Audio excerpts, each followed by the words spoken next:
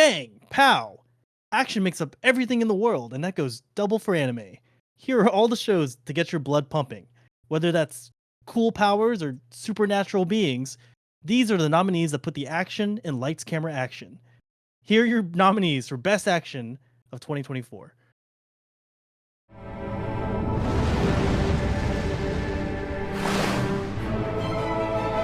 Gets got tension.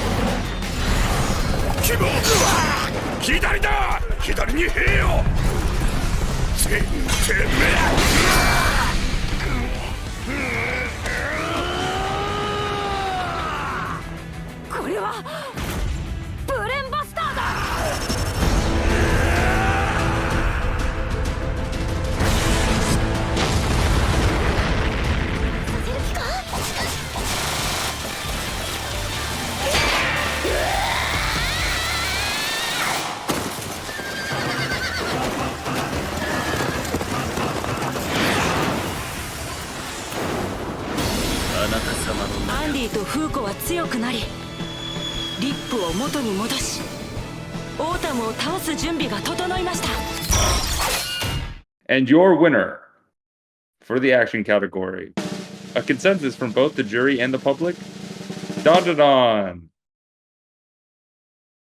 Now, Dandadan, I think it's quite unique as an action series, wouldn't you say, Jack? Definitely, that's a word to describe it. Yeah, that is one of the words you could use. It's in a it's good a, way, it's though, a, right? In a good way? Yeah, in a good and a bad way. It depends how much you like balls, I guess, is that's the biggest thing. It's a really fun mix of action, comedy, and romance that I think is really unique in the kind of shonen sphere that it's in, and I'm glad it won. It's animation art style, just like definitely is far above most of what's coming out nowadays. So From the first episode, right, when it like centers on Momo, and then she's doing that kind of like gangsta lean walk. That's so characteristic of Science Saru, right? Of this kind of Mhm. really fluid, almost unnatural in a sense animation. I don't really know how to describe it. It kind of reminds me of they also did not Lou Over the Wall. Is Lou it Over Lou the Over the Wall. Wall? Yes, that is the Yeah. one. That is the There's one. there's that one scene where they go into like a 5-minute dance breakdown. Yes. Like the I see a best lot of scene in the elements. movie, for sure. Yeah, it's so good. No, yeah, Science Saru has such a fun style, and, Yuasa isn't with the studio anymore, but I still think his eclectic energy is within that. So, yeah, seeing them take on such a big franchise, like this potential big shonen show was really exciting, I think, especially for the community, because we see so many shonen anime, I guess, fall into the hands of, like, typical, like, studios, like Toei Animation and stuff like that. So it's fun to see this unique take on a pretty popular manga. I will say it was nice not having to see that cat anymore. Toei cat. Rustics, was Dandadan pretty much like far and away the winner, or was there a lot of contention? Did you have to fight for it? I would say it was generally a jury favorite. There were a couple of people who had their own issues with it during the process. Like anyone who's seen the first and last episode probably knows what some people might have an issue with. But the reality is like the action and the animation was just too much to like really ignore. It was like balls to the walls from the beginning. And it's like Yeah. episode 7 was probably one of the best episodes of the year for a lot of people. So it was just hands down easiest slam dunk pick for number 1 I think I've ever seen. Yeah. I could definitely see the controversy there. I know there was a lot of stuff going on whenever it was coming out. What I like about this list here is the sheer difference solo leveling was placed between the jury and the public. Solo leveling's last for the jury, and then for the public it was like runner up for I mean, Dotadon. you're a solo leveling lover, right? Like you're their biggest fan. I'm a watcher. I watched it all. I could see why the jury put it so low because it's isekai slop, but sometimes you need the slop in your life, and I can see why the Sometimes you public put need the it. slop. Sometimes you're craving the slop. I feel like for the slop that it is, it's pretty delicious, I would say. Well, can you describe exactly what makes it so delicious? Like, you know, like steel mana as much as you can. Why would one watch Solo Leveling? I watched this entire show. I told you guys before, but I was having the flu and like I had the stomach flu. All of the everything was out of me. I had zero power. But then the dude from the solo leveling, who I don't remember the name of, is just gaining power every single episode.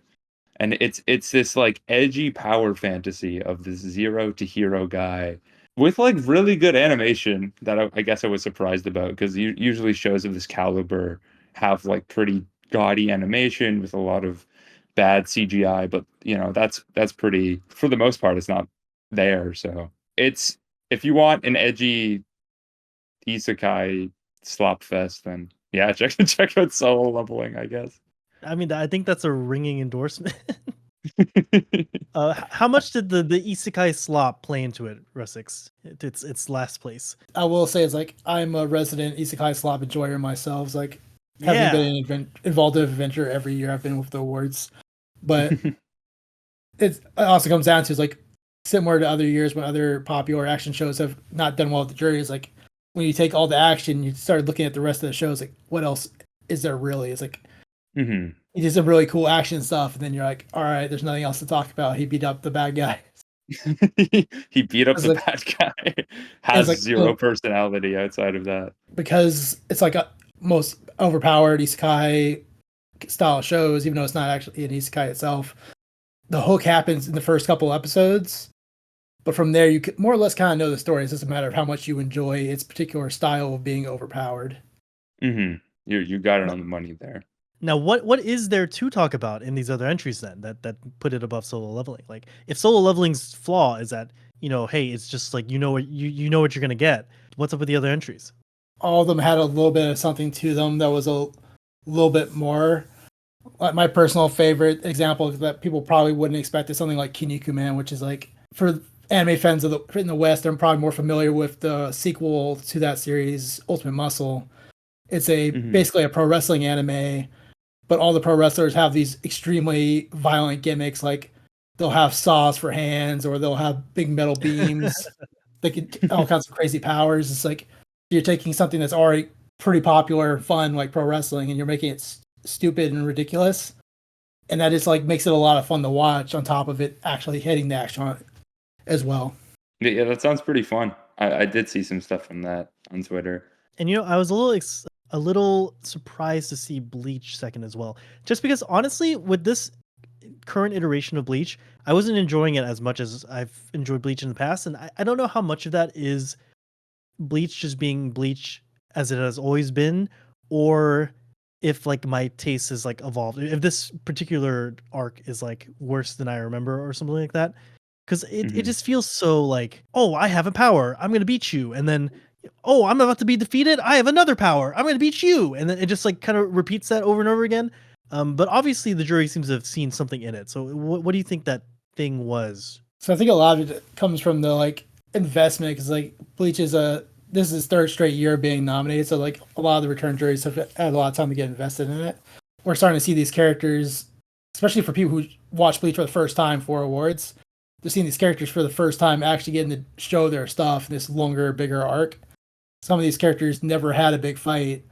Now that we have this four core epic war essentially, where like all these characters are finally busting out their big move and we're like, oh my god, they're finally doing it, or we're finally learning about this hmm character a little bit more about this character. So it's like a lot of that you're getting rewarded for remaining invested in the series.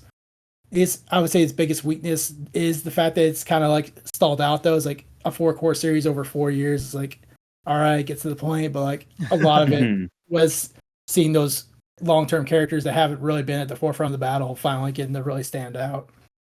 Yeah, it's like catharsis you have for just being being tugged along for so long, and then that giant break from the anime to this new arc. I totally get that. No, I totally see it for sure. I have a question about what is this Bravern show? Can you you pitch that one because that's pretty high as well. The Can you Brave say it? Bang Bravern. Yeah, can you say the full name, Jack?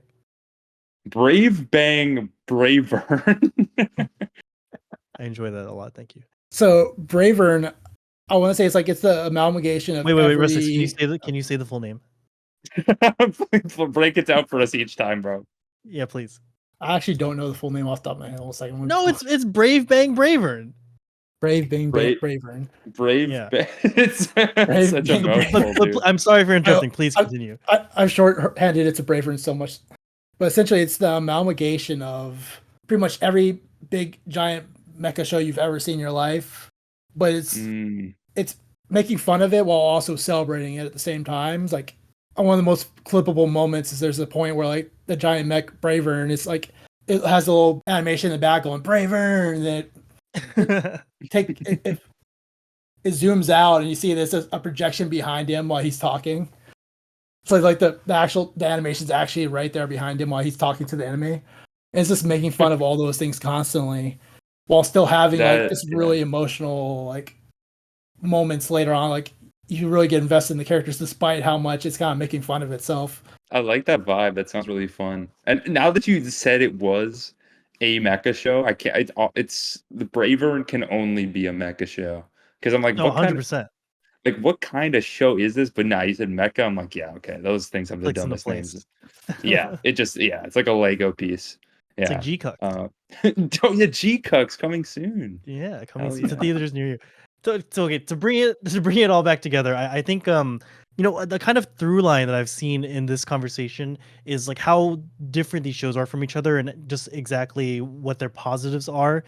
Whether you have like the over the top ridiculousness of Kinnikuman or you have the kind of emotional catharsis of this long journey with Bleach. Honestly, I kind of see it all within Dandadan, which is kind of why I think Mhm. it resonated with so many people because it's so many things at once, right? It's a great action show. It's a great horror show. I mean, you so rarely see Mhm. horror shows. One of my favorite horror shows was just like a single episode of Flip Flappers back in 2016. So to see more of that is great.